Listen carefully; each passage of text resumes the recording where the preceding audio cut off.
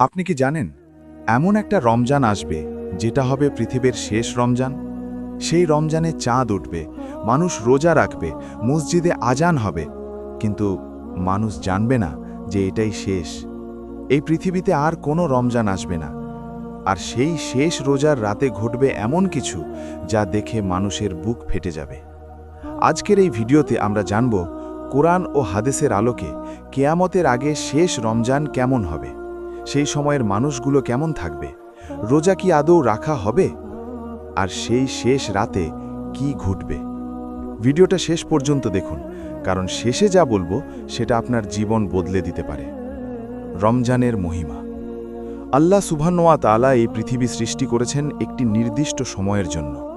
এই পৃথিবীর শুরু আছে, শেষ আছে। প্রতিটি রমজান আসে আল্লাহর রহমতের বার্তা নিয়ে। প্রতিটি রোজা হলো আত্মার পরিশুদ্ধির সুযোগ। কিন্তু একদিন এই রমজান আর আসবে না। সেই দিনের কথা আজ আমরা আলোচনা করব। শাহরু রমাদান আল্লাজি উনজিলা ফিহিল কুরআন হুদান লিন্নাস ওয়া বাইয়িনাতিম মিনাল হুদা ওয়াল ফুরকান। রমজান মাস যে মাসে কুরআন নাজিল হয়েছে, যা মানুষের জন্য হেদায়েত এবং সত্য মিথ্যার মধ্যে পার্থক্যকারী সুস্পষ্ট নিদর্শন। সূরা বাকারা 185। এই মহান মাস রমজান, যা আল্লাহ তাআলা তার প্রিয় বান্দাদের জন্য দিয়েছেন। হাজার মাসের চেয়ে উত্তম একটি রাত এই মাসে লুকিয়ে আছে, লাইলাতুল কাদার। কিন্তু কিয়ামতের আগে এই মহান মাস কিভাবে শেষ হবে? যে ব্যক্তি ঈমানের সাথে ও সওয়াবের আশায় রমজানে রোজা রাখে, তার পূর্ববর্তী সকল গুনাহ মাফ করে দেওয়া হয়। বুখারী 38, মুসলিম 760। আজ আমরা সেই শেষ রমজানের কথা বলবো, যেই রমজানে কোনো পরের রমজানের স্বপ্ন থাকবে না, যেই রোজা হবে এই পৃথিবীর শেষ রোজা। শেষ রমজানের আগের চিহ্নসমূহ। 1. ইলম উঠে যাওয়া। রাসূলুল্লাহ সাল্লাল্লাহু আলাইহি ওয়াসাল্লাম বলেছেন, কিয়ামতের আগে ইলম উঠে যাবে। কিয়ামতের পূর্বে ইলম উঠিয়ে নেওয়া হবে, অজ্ঞতা ছড়িয়ে পড়বে, মদ পান করা হবে এবং প্রকাশ্যে জিনা করা হবে। বুখারী 80। ইলম উঠে যাওয়া মানে হল আলেমরা মারা যাবেন, মানুষ দিন শেখার আগ্রহ হারিয়ে ফেলবে, মসজিদে মানুষ থাকবে কিন্তু হৃদয়ে ইসলাম থাকবে না। এই অবস্থায় শেষ রমজান আসবে।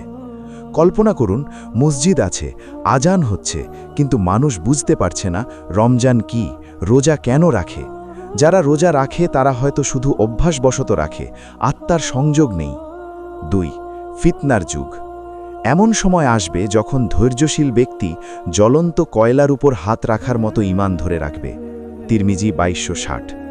শেষ জামানায় ফিতনা এত বেশি হবে যে সকালে মুসলমান থাকলে বিকেলে কাফির হয়ে যাবে। এমন ফিতনা আসবে যেখানে সকালে মুমিন থাকা মানুষ সন্ধ্যায় কাফির হবে এবং সন্ধ্যায় মুমিন থাকা মানুষ সকালে কাফির হবে। মুসলিম 118। এই পরিবেশে রোজা রাখা কতটা কঠিন হবে ভাবুন একবার। চারদিকে পাপ, অশ্লীলতা, ফিতনা। এই পরিবেশেই শেষ রমজান আসবে। 3. দাজ্জালের ফিতনা। শেষ জামানার সবচেয়ে বড় ফিতনা হল দাজ্জালের ফিতনা। রাসূলুল্লাহ সাল্লাল্লাহু আলাইহি ওয়াসাল্লাম বলেছেন, আদম আলাইহিস সালাম সৃষ্টির পর থেকে কিয়ামত পর্যন্ত দাজ্জালের চেয়ে বড় কোনো ফিতনা নেই। মুসলিম 2946।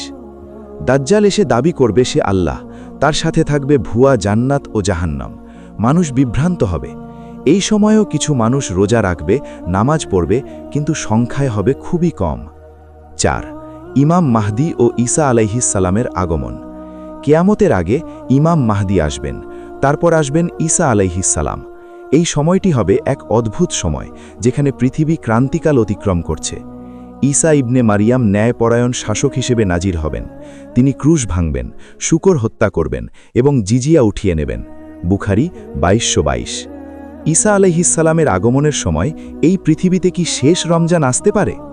কোরআন ও হাদিসের বিভিন্ন বর্ণনা থেকে আমরা বুঝতে পারি সেই সময়ও রমজান আসবে, ইসলাম থাকবে।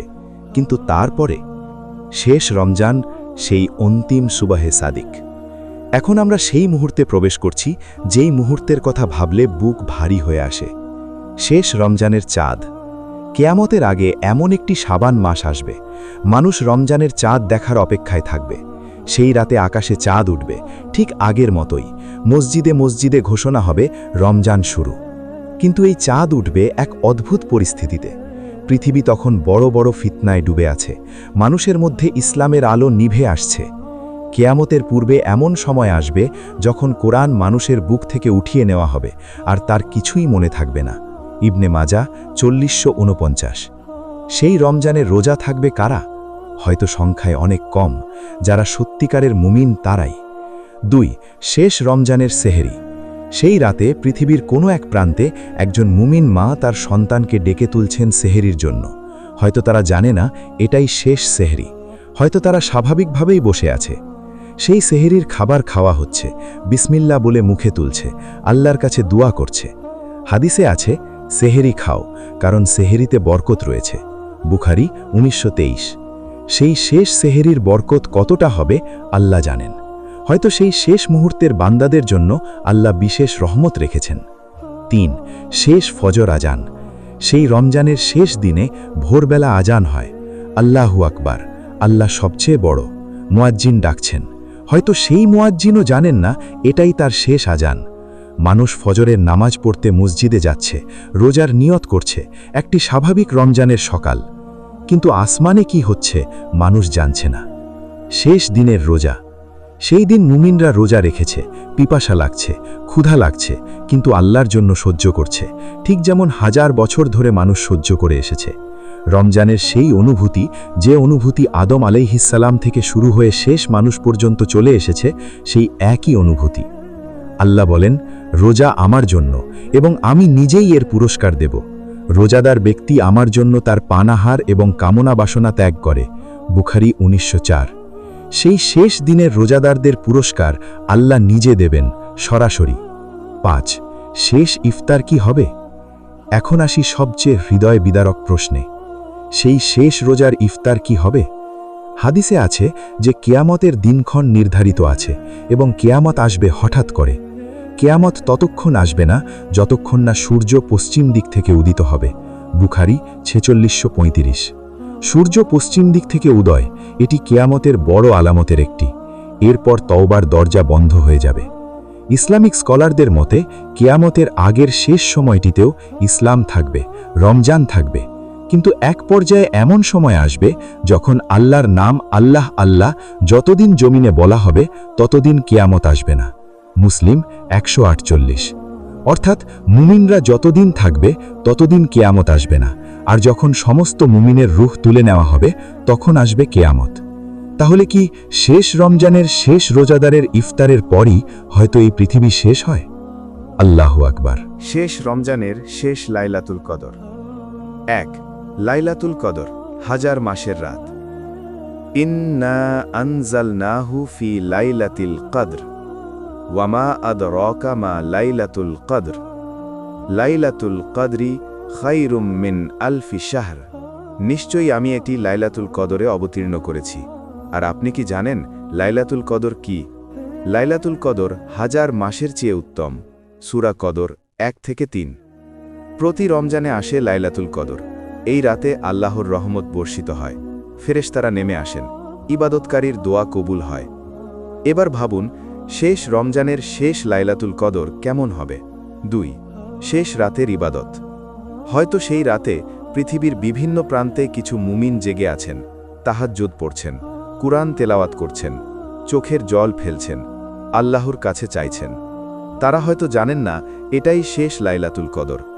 হয়তো তারা স্বাভাবিকভাবেই ইবাদত করছেন। যে ব্যক্তি লাইলাতুল কদরে ঈমানের সাথে ও সোয়াবের আশায় ইবাদত করে তার পূর্ববর্তী সকল গুনাহ মাফ করা হয়। বুখারী 1901। সেই শেষ রাতের ইবাদত, সেটা কতটা মূল্যবান। 3. ফেরেশতাদের শেষ অবতরণ। তানাজ্জালুল মালাইকাতু ওয়ার রূহু ফিহা বিইজনি রাব্বিহিম মিন কুল্লি আমর সালামুন হিয়া হাত্তা মাতলাইল ফজর। সেই রাতে ফেরেশতারা ও রূহ অর্থাৎ জিব্রাইল তাদের রবের অনুমতিক্রমে প্রতিটি কাজে অবতরণ করেন। ফজর পর্যন্ত সেই রাত শান্তিময়। সূরা কদর 4-5। কেয়ামতের আগে শেষ লাইলাতুল কদরে ফেরেশতারা শেষবারের মতো এই জমিনে অবতরণ করবেন। শেষবারের মতো এই পৃথিবীতে আল্লাহর রহমত বর্ষিত হবে।